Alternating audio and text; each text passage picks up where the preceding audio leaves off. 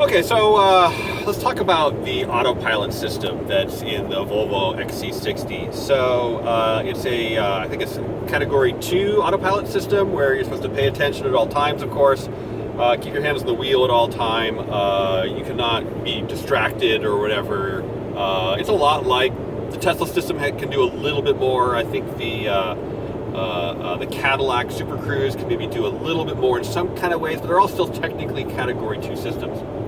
So basically it just has a camera, which is up behind the rearview mirror here, and the camera watches the lines, and also it has a radar sensor to actually watch the hard metal car in front of you, and also there's ultrasonic sensors around the edges, which I think kind of feel the car next to you and that kind of thing.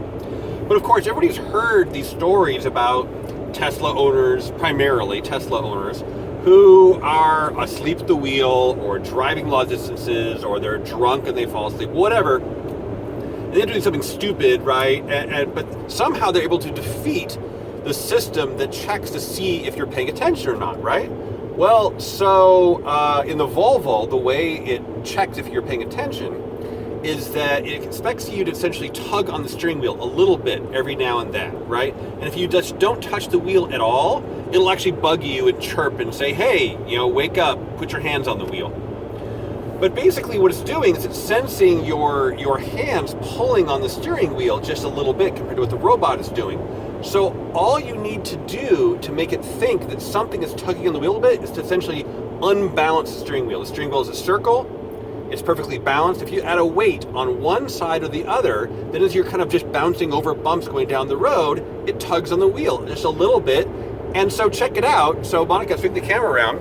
So all we have here, I'm not going to hold the camera because I am watching the steering wheel carefully, is we have an orange just shoved into the little thumb groove here, and that basically creates an imbalance in the circular wheel. And so again, as we're going along, this essentially causes things to tug just enough for the sensors. And we've been going, as long as I've been talking, as well as several minutes beforehand when we were getting the Osmo all set up and arguing over the camera angles and whatever. It's been going for like 10 minutes now, just driving by itself. No problem at all. That being said, kids, don't do this at home. Obviously, pay attention, because this cruise control, let me just say, the cruise control is really bad at certain things. One of the things it's really bad at is the radar sensor.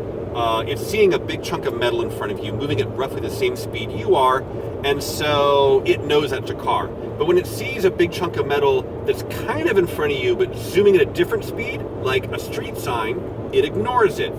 That's why when you have things like a stationary vehicle, like a fire truck or a truck or whatever, sitting in the road, stationary, oftentimes the radar sensor will not pick it up, and then you'll crash right into it. So obviously don't do this. There are serious limitations. It is not as smart as everybody says it thinks it is, but clearly it can be outsmarted by a freaking orange.